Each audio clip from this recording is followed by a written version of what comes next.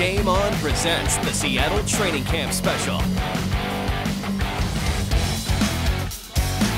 All things Seahawks tonight on this special edition of Game On. I just needed the opportunity to play in this league, and I just needed my foot in the door, and my work would do the rest. I'm a big believer in hard work pays off.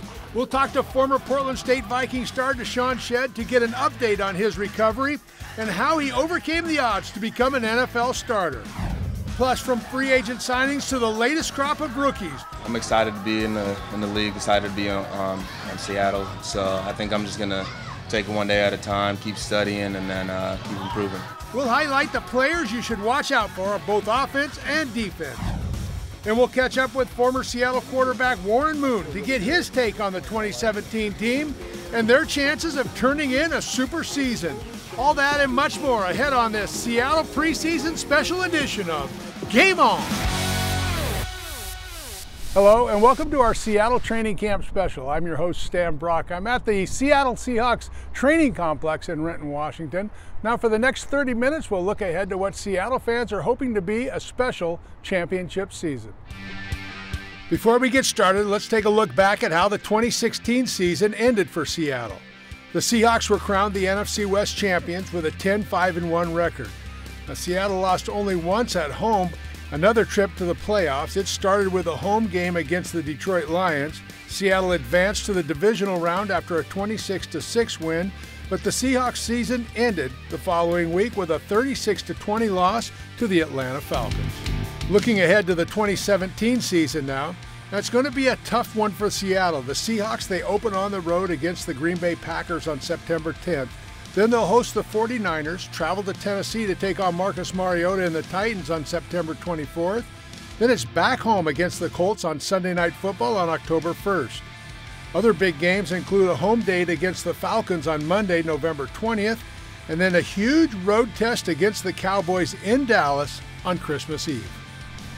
Now, of course, everything starts with the quarterback. And Russell Wilson, well, he had an up-and-down season in 2016, but man, injuries played a big role in that inconsistency. Carl Smith is a quarterback coach for the Seattle Seahawks, so he knows better than anyone else what kind of condition Russell Wilson is in heading into the 2017 season. The difference that I see is from the hobbled Russell that we saw for almost all of last year. And so he's back to what he was. I don't know if he's faster, but he's fit. Wilson spent much of last year hobbled by injuries to his ankle, knee, and right pectoral muscle. Those injuries played a role in his up-and-down season. Wilson threw a career-high 11 interceptions in 2016, and a 92.6 passer rating was the worst of his career. But that was then, and this is now. And Wilson is looking forward to the bounce-back season. Every time I step on the field is just execute one play at a time, and try to do it at a super high level. From an offensive perspective, be explosive. We want to be explosive, and we don't want to have any penalties. We want to stay on schedule. But the Seahawks number 3 knows it's a team game, and he can't do it by himself. It's not necessarily me. It's the receivers and tight ends making great plays. I mean, the offensive line looks tremendous too. They've been giving me some really good time. Wilson stayed busy in the offseason working with Jimmy Graham. Their goal? To get more production out of the tight end position. Quarterback Coach Smith told us that that's the type of mindset that sets Wilson apart from his peers. He's terrific at taking care of his job all the time, all year, working on his game. He's the best guy I've ever had. Don't tell Dave Wilson this, but at fixing stuff. He'll fix it, whatever it is. If it's his body, his diet, his a read, footwork, protection, he fixes stuff, and he looks terrific right now. I'm super passionate about the game. I love what I get to do every day, to practice and play with the teammates that we have and everything else. It's a great thing. Now, Seattle coaches, they're expecting a rejuvenated running game to help Wilson take the next step in 2017. Enter former Green Bay Packer running back Eddie Lacy. He'll share the load with returning members of the backfield Thomas Rawls and C.J. Prosise. Seattle's 3.9 yards per carry last season ranked 24th out of the 32 NFL teams, and that's not going to cut it for an offense that's looking for a balanced attack in 2017. And that's one of the reasons Seattle's front office rolled the dice and brought in former Green Bay Packer Eddie Lacy. I still have a lot to learn. I'm still trying to get accustomed to the offense and, so I can continue to play natural or as natural as I know I can play. But everything's coming along pretty good. Weight issues grounded Lacey's career with the Packers, but head coach Pete Carroll says the Alabama grad has looked good in camp.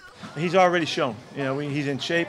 You can see him run around here. You can see him execute the stuff. He understands the offense, the running schemes that we employ, and I think just keep working. I have no problem. He's going to be fine. To watch a guy like Eddie Lacy too. Eddie Lacy is a big-time football player who has played at a high level for several years now and has shown that. And so to have him out here and his experience too. Returning to the backfield this season, two players who both had their seasons cut short last year. Everyone is high on C.J. Prosise after he broke out in a big way last season against the Patriots. Prosise racked up 66 yards rushing and 87 receiving in that game. Prosise looks spectacular. I mean, he can do it all. So, even him, he was dealing with some injuries, his first start of his career, and now he's back out there. You saw what he could do in the New England game. Thomas Rawls is fit and firing on all cylinders as well. I try to bring it every day, and hopefully somebody can pick up on it, because that aggression and that mentality, it can take you a long way, I feel. As a rookie 2 seasons ago, a healthy Rawls churned out 830 yards in 13 games and averaged a remarkable 5.6 yards per carry. If he can duplicate that production, Seattle will be tough to beat in 2017. I think I proved that I'm just myself. It doesn't matter about the first, second, third down back. Doesn't matter. I just know on game day on Sunday, whenever my name is called, I'm gonna be ready. 34 gonna be ready. Okay, now staying on the offensive side of the ball, Seattle boasts one of the most underrated receiving corps in the league, and that group could get even better in 2017 with the addition of rookie wide receiver Amara Darboh and the return of speedster Tyler Lockett. A lot of guys are just in sync right now. We've worked, several of these guys I've worked with a bunch, from Doug Baldwin to Paul Richardson to Tyler Lockett, obviously Jermaine Kearse too. Jimmy Graham, Luke Wilson, we've worked a bunch together, and so I think that really helps. When you hear quarterback Russell Wilson rattle off the names of the players that make up Seattle's receiving corps, it's clear the team has one of the best groups in the league. Doug Baldwin led the way in 2016 with 94 catches for 1,128 yards and a team-high 7 touchdowns. Now Baldwin will get some much-needed help stretching the defense this season thanks to the return of speedster Tyler Lockett. Injuries limited Lockett to just 5 games last season. I got to sit back and really just watch our team. I knew what was going on. I knew what returns we were doing. I knew what the defense was doing. But, like I said, it sucks not to be out there whenever you feel like you can help contribute to the team. You got to sit there and just let it happen and just take it all in and wait for your opportunity to come back once more. Another new addition to the receiving corps for 2017, third-round pick Amara Darboh out of Michigan. I'm excited to be in the league, excited to be on Seattle. So I think I'm just going to take it one day at a time, keep studying, and then keep improving. Man, I like him a lot. He's been tough. He's caught a lot of tough balls. He's a physical kid that blocks well, cares. He's really smart. He's studied his tail off. He's already looking at a couple different spots that he can play for us. The Seahawks are so stocked at wide receiver, it's easy to forget tight end Jimmy Graham is fully recovered from his injuries he suffered 2 seasons ago. Graham hauled in 65 passes and scored 6 touchdowns in 2016, and he's expected to be the main red zone threat for Seattle this season. Well, Jimmy looks great. He's explosive, making all the plays. He's such a great receiver, such a great player, and he can do it all. So he's an all-pro, tight end, and he can make a lot of plays for us, so we need him. Seattle ranked 10th in passing offense last season with 258 yards per game. But a better running game and an improved offensive line could open up the aerial attack even more this season. Ahead on this special edition of Game On, we'll check in with the pride of Portland State, Deshaun Shedd. I try to keep up with him as much as I can. That's my school, that's my alma mater, and it's always Roll Vice. Find out how Seattle's number 35 overcame the odds to make the NFL roster not once, but twice. Plus, which player will take Shedd's place in the defensive backfield? We'll take a deep dive into Seattle's top-ranked defense when this special edition of Game On continues.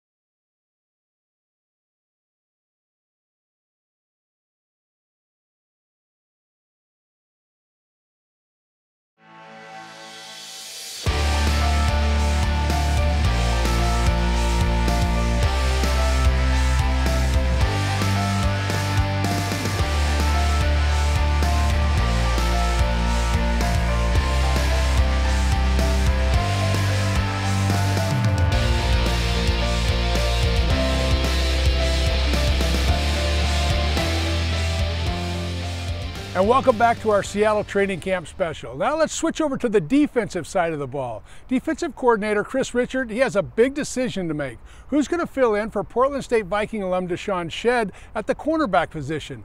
Shedd is still recovering from a season-ending injury in 2016. We caught up with Shedd to talk Portland State and his life in the NFL. Okay, we'll start with Portland State. Did you get to follow them much? Oh yeah, I try to keep up with them as much as I can. That's my school, that's my alma mater, and it's always Roll Vikes. Tell me a little bit about the change from coming in here as a undrafted free agent and to and kind of like through the life to get to where you are right now. Well, I mean, it was a grind coming in as an undrafted. You know, you got your drafted guys; they get a little bit more slack coming in. But as for us, guys like us that's undrafted, you got to grind. You come in, you have less room for error. You got to come in and put the work in and consistently do the work. And you have, like I said, less room for error. You can't make too much mistakes. And so that's okay, though. That was okay with me because I just needed an opportunity to play in this league, and I just needed my foot in the door, and my work would do the rest. I'm a big believer in hard work pays off. And yeah, and then had some injuries in front of you, and then you got the opportunity to start last year, so that had to be pretty sweet, right? Or you earned it, however you want to look at it. Yeah, well, last year was the Super Bowl was the first time where I really got in. Super Bowl 48, there were some injuries, and I got to go in, but last year it was just a battle. It was a battle for competition for the corner spot, so there was no injuries with that. It was just straight up who was going to play, so I just grinded, and I was fortunate enough to win that competition. And you had a really good season. You did very well through the whole season, and then you got nicked or hurt in the Atlanta game, so that kind of had to throw your brain off a little bit. Yeah, well, just a little bit. Like I said, I'm a big believer in hard work. I still have an opportunity here to play this game, and I'm going to grind and come back better than I have before. Shedd started the preseason on the PUP list. It's unclear if he'll even play this season. Well, like you, we're hoping for the very best for Deshaun Shedd. Shedd's absence has opened the door for another defensive back to start opposite Richard Sherman. It could be recent signing Tremaine Brock, most recently with the 49ers, or nickel corner Jeremy Lane. But the player making the most noise in camp this preseason is third-round pick defensive back Shaquille Griffin out of Central Florida. He's definitely one to watch in 2017. Been doing a really good job. Again, he's been putting himself in lead position. He's been competitive on the ball in the air. Again, schematically, again, we got some things that we need to fix. You know, that's with everyone, though. That's what camp is for. But again, really pleased with his progress. There's no doubt. Besides that starting corner spot, the Legion of Boom returns pretty much intact. Seattle gave up just 18.3 points per game last year, and that's third best in the league, and the 319 yards per game surrendered was fifth best. But the stars on defense know all it takes is one injury to derail a season. We're like a machine. If that one bolt is missing or that one part of the machine is missing, then it just doesn't function properly. So, you know, we're like a machine, and when we're all on the field, we're just like a dominant force. So having us all together is the best we can do, and that's the best we can play is with everybody up there.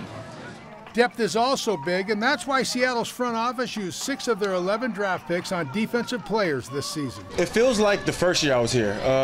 As far as for how much depth we have, some of these younger players are coming in and they're making plays right off bat. So it's pretty cool to see the environment, see what these guys are doing right now, and I think the sky's the limit for this team as long as we can stay healthy.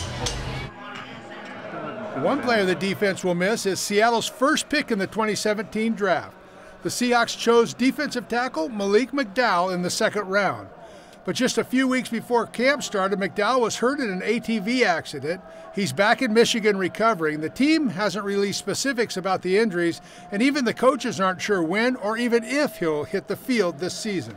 He can't work out yet. He can't do anything, and they just think it's better for him to be in that setting for now. We'll get him back in time, and I don't know when that will be, but the docs will, they'll make a decision on when it's best for him to come back. Can't do anything yet. He's just walking is all he's doing, so he has a routine that he's doing there.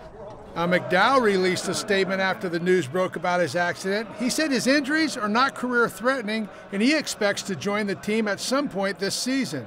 He signed a 4-year, $7 million deal back in May, but McDowell, he could lose some of that money if he spends a significant amount of time on the non-football injury list.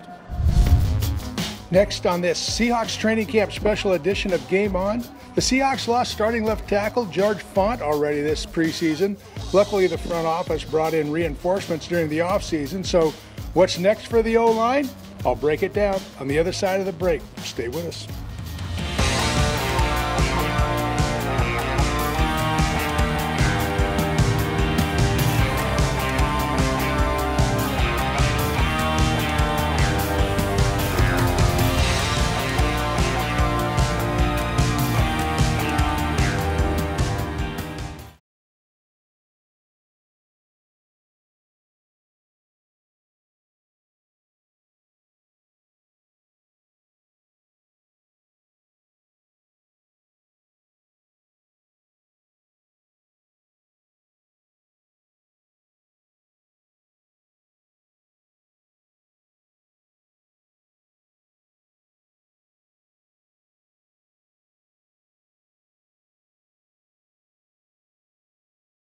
You're watching Game On. Go Hawks! And welcome back to our special edition of Game On at Seattle's training camp. Seattle's offensive line got a big boost last week when center Justin Britt committed his long-term future to the club. Britt signed a 3-year contract extension. That means he'll remain in Seattle until the end of the 2020 season. Now, speaking of the O-line, it's one area that the fans point to as a weak spot on this team, but the players say it'll be much improved in 2017. Seattle's shaky offensive line play last season, it didn't provide enough protection for quarterback Russell Wilson. Now, the group's going to need to improve a lot if the team expects to fulfill its championship goals. Returning are starters Jermaine Ifedi and center Justin Britt. Now, George Font, he went down with an ACL injury against the Vikings in the second preseason game. He'll need surgery and is likely out for the rest of the season. The additions of 2 veteran offensive linemen will help. Oday Abushi arrives from Jacksonville and Luke Jokel from Houston. Now, both of these players have 5 years of NFL experience, making them senior members of the Seahawks offensive line. You know, in the NFL, it's just so much experience helps. You know, having the experience playing on Sundays just gives you, so much confidence, and I think you can really see it in this training camp. Luke is a really bright player, communicates beautifully, and really has brought a sense of experience to us that we were looking for. I think Luke Jokel's doing a tremendous job. He's really strong. He's quick. He knows what he's doing. He's played line for his whole life. Top 5 or whatever pick he was in the first round. He understands the game really well.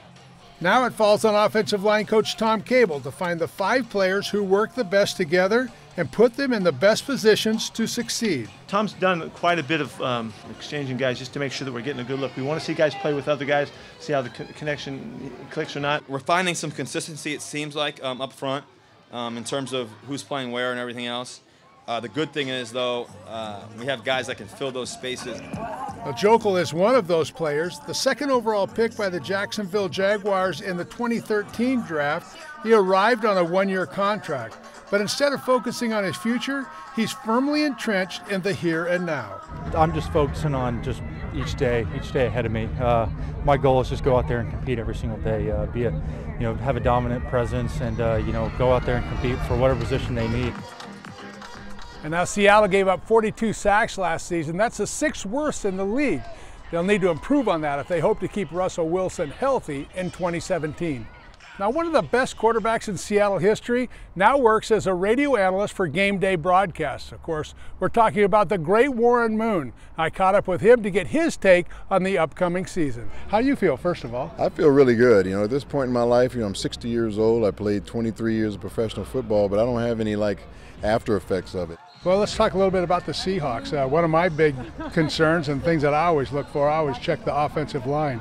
I know they've got some young guys. They brought a couple of veterans in. You've got to see more practices than probably most of us. Now, what do you see so far? I see a more confident group this year. You got to remember, four of these guys last year had never even started a football game before. Justin Britt, went to center, and he had never started at center before, even though he had started at other positions. So all those guys, it was new to them. They weren't used to playing together. I think you know more than anybody else, an offensive line really has to come together and have that cohesion and that chemistry in order to really be a good group. They don't have to be the most talented group on the field, but they definitely have to know how to work together so there's no communication bust where there's guys running free on your quarterback. Everybody feels good about the position that the offense is in. Let's switch over to the defensive side. The Legion of Boom, how are they looking in practice so far? You know, all those guys look good. The big question is who's going to be the right corner in place of Deshaun Shedd, because he's not going to be back for a little bit because of that knee injury. So it's going to probably be a young guy on that right corner. It could be Shaquille Griffin, who's a rookie player from Central Florida. It could be DeAndre Elliott. There's a number of guys that could play that position right now, and they're all kind of vying for it, which makes great competition. Overall, what do you think of the Seahawks? What do you predict them to be? You know, I really like this team again this year. Last year we were beat up in a lot of different positions throughout the year, so we never really were able to play with our whole football team. If we can stay relatively healthy this year, especially you don't want your quarterback to get hurt. You don't want your running backs to get hurt like they were last year. And if our offensive line improves just a little bit, we're going to be pretty dangerous. Oh, that's great stuff from Moon. Let's hope his prediction is right and Seattle makes another deep postseason run in 2017.